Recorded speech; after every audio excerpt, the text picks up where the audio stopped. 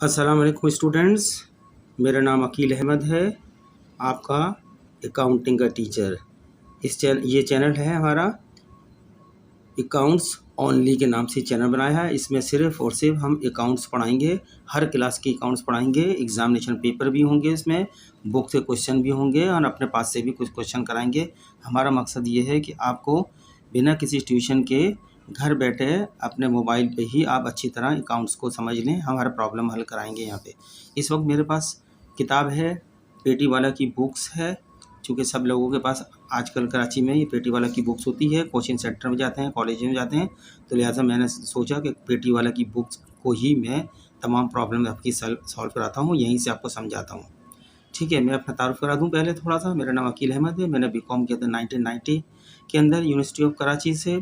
उसके बाद मैंने ICMA के काफ़ी पार्ट पास किए हैं, चंद 2-3 पेपरों की वजह से मैंने अभी क्वालिफाई नहीं किया हुआ है।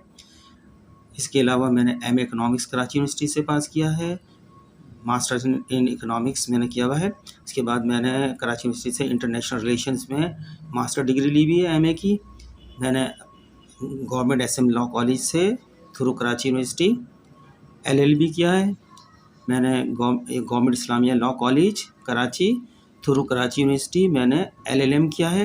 अब LLM को इस वक्त MPhil का स्टेटस डिक्लेयर कर दिया, जो कि 19 साल तालीम होती है।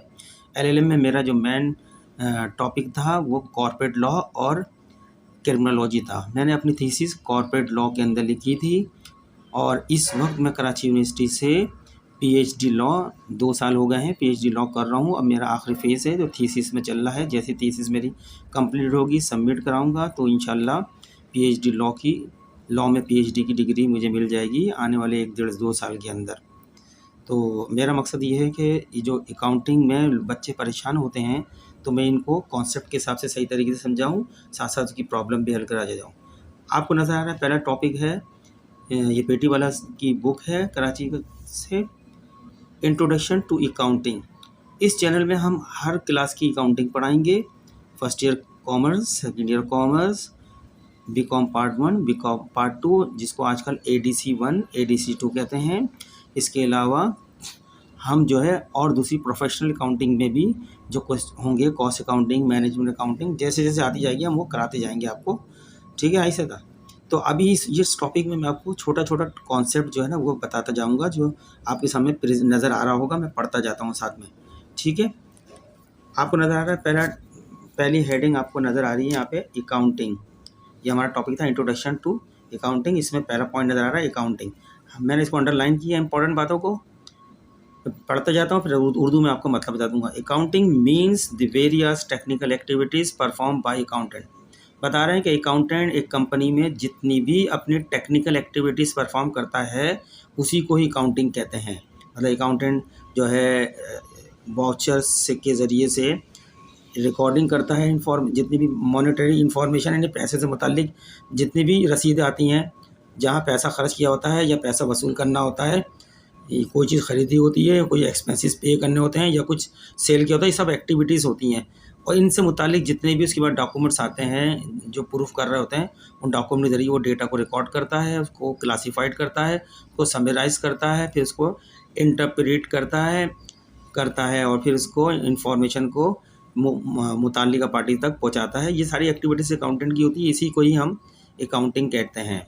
ठीक है, जो इम्पोर्टेंट इसके अंदर शामिल है हमने इंक्लूडिंग फाइनेंशियल अकाउंटिंग भी शामिल है, बुक कीपिंग भी शामिल है। बुक कीपिंग इब्तिदाई अकाउंटिंग होती है, यानी जैसे ही कोई आप चीज़ ख़रीदते हैं या पे करते हैं तो उसकी इंदराज यानी जर्नल में एंट्री पास करते हैं, फिर उससे मुतालिक क्लासीफाइड लेजर अकाउंट बनाते हैं, फिर उनकी बैलेंसिंग करते हैं। यही बुक कीपिंग का यहाँ तक का काम होता है।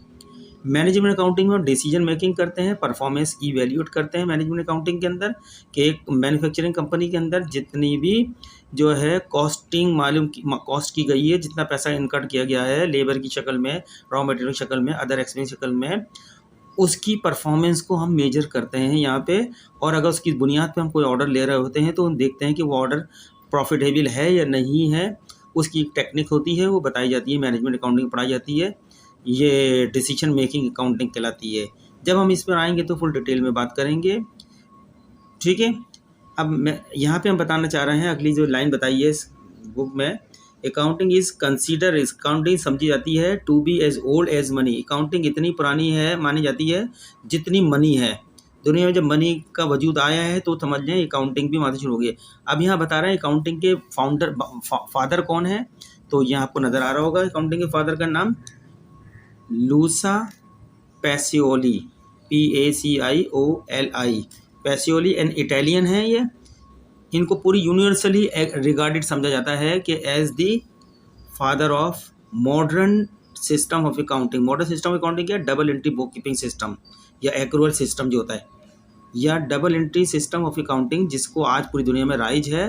डेबिट एंड क्रेडिट हर ट्रांजेक्शन से रिकॉर्ड की जाती है, इसी को double entry book keeping system कहते हैं। और ये मॉडर्न अकाउंटिंग सिस्टम भी होता है जो कि लूका पैसियोली ने, जो इटालियन था, इन्होंने ये सिस्टम को बनाया था। आगे बता रहा है accounting has been refer, accounting से क्या मुराद है? तो as the language of business. Accounting को कारोबारी ज़बान भी कहा जाता है, यानी बिजनेस की लैंग्वेज भी कहा जाता है अकाउंटिंग के अंदर। ठीक है, फिर बताया है कि यहाँ पे according to American Institute of Certified Public Accountants, AICPA कहलाते हैं। A माने अमेरिकन, I माने इंस्टीट्यूट, C से सर्टिफाइड, P से पब्लिक, A से अकाउंटेंट। इन्होंने डिफाइन किया है, जिसको सब दुनिया में मानी जाती है तारीफ को, वो उन्होंने ये आपके सामने पेश कर रखी है। मैं पढ़ता हूँ। Accounting is the art of recording. Accounting एक फ़न है, एक आर्ट है। किस चीज़ का? जब कोई हम चीज़ ख़रीदते हैं, बेचते हैं, और उसका जब हमारे पास वाउचर्स आता है, उस वाउचर के ज़रिए से हम अपने मुतालिका बुक में जब रिकॉर्ड करते हैं, तो इस accounting is an art of recording. जब रिकॉर्ड हो जाती है वो मनी से मुतालिक ट्रांजेक्शन, तो हम उसको क्लासीफाइंग करते हैं, यानी मुख्तलिफ अकाउंट्स के अंदर उसको ट्रांसफ़र करते जाते हैं। फिर जब क्लासीफाई होती है तो क्लासीफाई करने के बाद हम उसको समराइज़ करते हैं। समराइज़ में हम प्रॉफिट एडजस्टमेंट करते हैं, एडजस्टेड ट्रायल बनवाते हैं, प्रॉफिट एंड लॉस स्टेटमेंट बनाते हैं, बैलेंस शीट बनाते हैं इन अ सिग्निफिकेंट मैनर, एक अच्छे तरीके से, ठीक है ना। And in terms of money transaction, ये सारा काम जो कहता है मनी ट्रांजेक्शन से मुतालिक जितने भी मामला होते हैं उसमें रिकॉर्डिंग की जाती है, क्लासीफाई की जाती है, समराइजिंग की जाती है, एंड इंटरप्रेट किया जाता है। आगे बताया जा रहा है इंटरप्रेटिंग ऑफ फाइनेंशियल कैरेक्टर को। ये इसके फंक्शंस हैं जो आपके सामने बताए हैं, रिकॉर्डिंग है, क्लासीफाइंग है, समराइजिंग है, फाइनेंशियल कैरेक्टर की, और interpreting the results thereof. जब रिपोर्टिंग करते हैं हम, नोट्स ऑफ अकाउंट्स लिखते हैं, तो वह इंटरप्रेट कर रहे होते हैं हम। ये थोड़ी सी मैंने बता दी अकाउंटिंग की तारीफ है।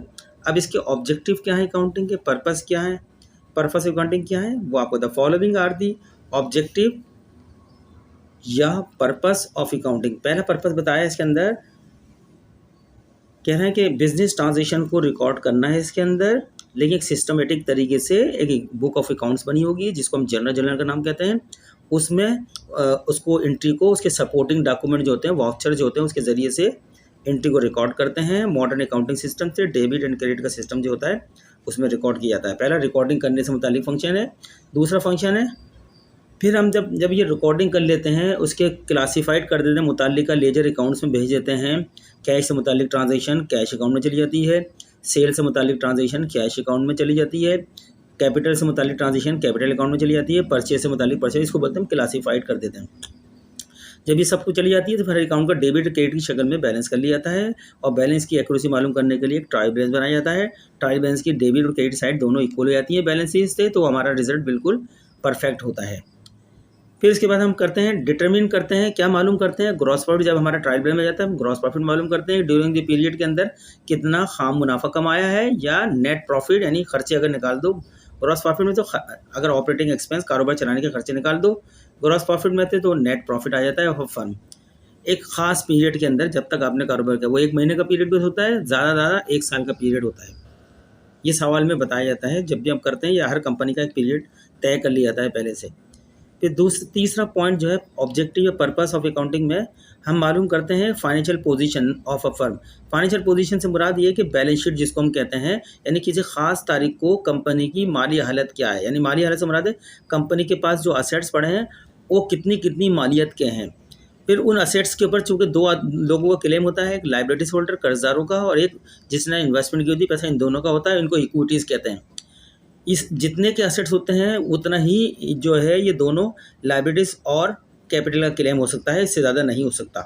ठीक है, इसको हम मालूम करते हैं to know the financial position of a firm, firm की माली हालत जानते हैं at the close of the financial year, जिस वक्त कारोबारी साल खत्म होता है उस वक्त फर्म की माली हालत मालूम की जाती है, उसको हम बैलेंस शीट कहते हैं। By way of preparing the balance sheet, जब हमारे पास ये मालूम आती है तो फिर ये सारा काम क्यों किया जाता है? ये जो कारोबार की मैनेजमेंट होती है, मैनेजमेंट के मामलात को कंट्रोल करने के लिए हाँ, बहुत सहूलत होती है ये अकाउंटिंग डेटा से। जो हमारी रिपोर्टें बन जाती हैं, उन रिपोर्टों से कहाँ जो है कमज़ोरी है वो वहाँ पे एक्शन लिया जाता है, कहाँ अच्छी परफॉर्मेंस है उसमें और अच्छा बेहतर करके और रिजल्ट हासिल किए जाते हैं। ये मैनेजमेंट कंट्रोल होता है, इसमें डिसीजन लेती है। 5वां पॉइंट जो है असिस कर, जब आपका भाई सब चीज़ें मैनेजमेंट अपना कंट्रोल कर लेती है, सारे डेटास आ जाते हैं, प्रॉफिट लॉस मालूम हो जाते हैं, तो अब कंपनी के लिसान हो जाता है गवर्नमेंट को टैक्स देना होता है आमदनी पे, कि कंपनी की कितनी आमदनी है, तो टैक्स को असेस कर सकते हैं कि इतना टैक्स गवर्नमेंट का बन रहा है। To assess the taxable income, काबिल टैक्स इनकम मालूम हो जाती है आपको। इसी तरह की जितनी भी आपने सेल की होती है, आपके पास डेटा होता है अकाउंट्स का, तो सेल टैक्स भी आपको पता चल जाएगा कि हमने गवर्नमेंट को कितने सेल टैक्स पे करना है। इसके लिए भी अकाउंट्स की जितनी भी फंक्शन है बहुत फ़ायदेमंद होते हैं। फिर जब हमारे पास ये सब चीज़ें कर लेते हैं, ये फिर हमें जो है इन्फॉर्मेशन हम किसको देते हैं, ये इन्फॉर्मेशन इस मुख्तलिफ़ किस्म के लोग इंटरेस्टेड होते हैं जो कि स्टेक होल्डर कहलाते हैं। उनको ये सारी इन्फॉर्मेशन यानी balance sheet, profit and loss statement, notes of company के रिटर्न अर्निंग जितने भी होते हैं, ये भेज जाते हैं कि इनको ऑनर जो कंपनी के मालिक होते हैं वो इंटरेस्ट होते हैं, उनको भी जाते हैं। जो कंपनी के कर्ज जो प्रोवाइड करते हैं कर्जा कंपनी का, वो भी इंटरेस्ट रखते हैं इस कंपनी की सारी मामला को जानने के लिए, उनको भी ये सारे अकाउंट्स भेजे जाते हैं, कॉपियाँ इनकी। एम्प्लॉयज़ भी इंटरेस्ट रखते हैं क्योंकि उनको तनख्वाहें चाहिए होती हैं, बेनिफिट चाहिए होता है, उनको उनके लिए भी फ़ायदेमंद होता है, वो भी कॉपी लेते हैं। मैनेजमेंट को भी इसकी फ़ायदा होता है, मैनेजमेंट देखती है कि कंपनी की माली हालत क्या है, कंपनी में क्या कितना फ़ंड है, कितना नहीं है, कितना मज़ीद लोन लेना है, या अगर ज़्यादा पैसा पड़ा है तो उसको आगे कौन से शोबों के अंदर इन्वेस्टमेंट कर रहे हैं जिससे ज़्यादा प्रॉफिट बनाए दें। इसी तरीके से गवर्नमेंट भी इसमें इन्वॉल्व होती है, गवर्नमेंट अपना टैक्स से मुताल्लिक होती है, गवर्नमेंट को टैक्स की शक्ल में इंटरेस्ट होता है। इसी तरह इन्वेस्टर्स होते हैं जिन्होंने मजीद इसमें इन्वेस्ट कंपनी में सरमायाकारी करनी होती है, वो भी ये सारे अकाउंट्स को देख रहे होते हैं, स्टडी करते हैं। फाइनेंशियल इंस्टीट्यूशन जो मालियाती इदारे जो कर्ज देते हैं कंपनी को, वो भी इन तमाम चीज़ों में इंटरेस्ट होते हैं। बैंक भी इंटरेस्ट रखते हैं, बैंक से बहुत डीलिंग होती है कारोबार की। ये सब लोग जो है इनको ये सारी इन्फॉर्मेशन प्रोवाइड की जाती हैं। तो ये मैंने बता दी ऑब्जेक्टिव और पर्पस ऑफ अकाउंटिंग। ये जो मैं बता रहा हूँ सारी बातें आपको एमसीक्यूज़ के अंदर बहुत आसानी होगी, क्योंकि सवाल बहुत सी जगह अकाउंटिंग में एमसीक्यूज़ भी आती है। अगर ये आपको सारी इन्फॉर्मेशन पता होगी तो आप एमसीक्यूज़ आसानी से कर सकते हैं। अब मैं आपको बता रहा हूँ नेक्स्ट पॉइंट जो है function of accounting. Functions of accounting जो मैंने अभी अमेरिकन जो है ACIP की जो अभी डेफिनेशन बताई है, इसमें जितने पॉइंट में अंडरलाइन किए थे वही इसके फंक्शंस हैं जिनको अब अलग अलग करके बयान किया जा रहा है। The various function of accounting are as follows. पहला रिकॉर्डिंग, यानी जब कंपनी के यहाँ कोई एक्टिविटीज़ होती है पैसों की, यानी ख़रीदारी होती है या कोई सर्विसेज रेंडर की जाती है, कोई ख़र्चा होता है, ख़र्चा इनकर्ड किया जाता है, ख़र्चा होता है, ये सारी चीज़ें जो है कंपनी के एक्टिविटीज़ हैं। इन एक्टिविटीज़ की बुनियाद पे तो पेमेंट की जाती है या पेमेंट वसूल की जाती है। जब पेमेंट और की जाती है तो उसका भी वाउचर होता है, जब पेमेंट वसूल की जाती है उसकी भी रसीद होती है। वाउचर माने रसीद। उस रसीद की बुनियाद पे जो है उन अकाउंटिंग की बुक ऑफ अकाउंट्स के अंदर यानी जर्नल में एंट्री को रिकॉर्ड करते हैं। मॉडर्न अकाउंटिंग यानी double entry book keeping system, debit credit वाले तरीके से करते हैं रिकॉर्ड को, उसको हम रिकॉर्डिंग कहते हैं। जब हमारे पास तमाम ड्यूरिंग द पीरियड का डेटा रिकॉर्ड हो जाता है तो उसके बाद हमारे पास होती है क्लासीफाइंग। क्लासीफाइंग मतलब है कैश की ट्रांजैक्शन से मुतालिक जितनी भी ट्रांजैक्शन ड्यूरिंग द पीरियड हुई है, या तो वो पेमेंट की गई है या रिसीट की है, डेबिट और क्रेडिट साइड कैश ही होती हैं, वहाँ पे पोस्ट कर दी जाती हैं। ठीक है ना। इसी तरह सेल से मुतालिक जितनी भी ट्रांजैक्शन डेबिट और क्रेडिट साइड की होती हैं, सेल कितनी हुई है, सेल रिटर्न कितनी हुई है, ठीक है, वहाँ कर दी जाती है। इसी तरह क्रेडिटर से मुतालिक जितनी इन्फॉर्मेशन है, क्रेडिटर से हमने कितना कर्जा लिया और क्रेडिटर को कितनी पेमेंट की है, उससे मुतालिक जितनी इन्फॉर्मेशन है वहाँ क्लासीफाइड यानी वहाँ ट्रांसफ़र कर दी जाती है। और फिर इस तरह लातादाद अकाउंट होते हैं, उन सब के फिर आखिर में डेबिट और क्रेडिट के बैलेंसेस कर लिए जाते हैं। बैलेंसेस को ट्रांसफ़र कहाँ करते हैं हम, प्री क्लोजिंग ट्रायल बैलेंस के अंदर, वहाँ से बैलेंसेस होते हैं तमाम अकाउंट के, डेबिट साइड के भी क्रेडिट साइड की। जब बैलेंसेस का हम टोटल करते हैं, डेबिट साइड का जितना टोटल आता है और क्रेडिट साइड का जितना टोटल आता है, वो दोनों अगर एग्री कर जाते हैं, इसका मतलब हमारा तमाम फंक्शन जो है according to accounting principles and rules के मुताबिक चल रहा होता है, जिसको हम ट्रायल बैलेंस कहते हैं। ट्रायल बैलेंस का एग्री होना ज़रूरी होता है। ठीक है, यह मैं काफ़ी आपको डिटेल में मैंने बयान किया है ये। फिर इसके बाद हम जब क्लासीफाई कर लेते हैं, हमारे पास ट्रायल बैलेंस की शक्ल में डेटा आ जाता है क्लासीफाइड होने के बाद, फिर हम समराइज़ करते हैं। समराइज़ के अंदर यानी कुछ हम एडजस्टमेंट डेटा हमारे पास होता है, उस एडजस्टमेंट डेटा के ज़रिए ट्रायल बैलेंस सामने होता है, एडजस्टमेंट डेटा होता है, दोबारा से ट्रायल बैलेंस बनाते हैं जिसको एडजस्टेड ट्रायल बैलेंस बोलते हैं, एडजस्ट हो जाता है सही तरीके से। फिर उसका इनकम स्टेटमेंट बनाते हैं, बैलेंस शीट बनाते हैं, क्लोजिंग एंट्री करते हैं, ठीक है। उसकी ओपनिंग बैलेंसेस, ओपनिंग स्टेटमेंट बनाते हैं ओपनिंग बैलेंसेस का, और फिर उस डेटा को फाइनेंशियल डेटा को बैलेंस शीट बन जाती है, प्रॉफिट बन जाता है, उसका रिटर्न एंडिंग स्टेटमेंट बन जाता है, कैश फ्लो स्टेटमेंट बन जाता है। फिर उसको हम इंटरप्रेट करते हैं नोट्स ऑफ अकाउंट की शक्ल में, फाइनल अकाउंट के नोट्स बनते हैं। ये सारे फंक्शन मैंने आपको सामने बता दिए हैं, इंटरप्रेटिव बता दिया, जिसके अंदर हम अपने उसका रिजल्ट को इंटरप्रेट करते हैं, वजाहत करते हैं नोट्स ऑफ अकाउंट की जो में कहाँ वीकनेस थी, कहाँ सही थी।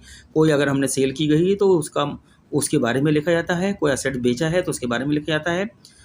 वो नोट्स ऑफ अकाउंट में ऐसी इंपॉर्टेंट बातें होती हैं जो कि ये जो मैंने अभी बताए हैं ऊपर, सारे इन्वेस्टर्स हैं, क्रिएटर्स हैं, एम्प्लॉयज़ हैं, मैनेजमेंट है, इन सब इंटरेस्टेड होते हैं इन चीज़ों को देखने के लिए, ठीक है। फिर इंफॉर्मेशन सिस्टम जो है, अकाउंटिंग जो है इंफॉर्मेशन सिस्टम भी सर्व करता है, क्योंकि इसके बाद डेटा होता है। It collects and communicate economic information, यानी इकोनॉमिक इन्फॉर्मेशन मतलब पैसों से मुतालिक इन्फॉर्मेशन जो भी अकाउंटिंग में आती है, मनी से मुतालिक इन्फॉर्मेशन आती है अबाउट एन एंटरप्राइज, कंपनी की, to wide range of internal and external user.